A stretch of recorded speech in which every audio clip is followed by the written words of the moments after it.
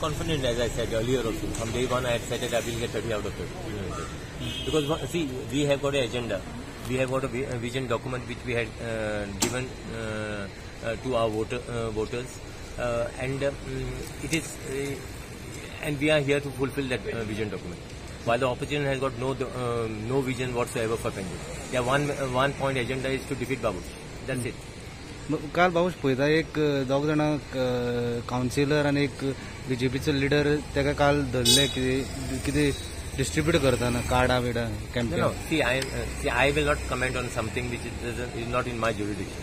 I think this is the election commission is there and other observers are there. Basically, they will take cognizance of whatever it is.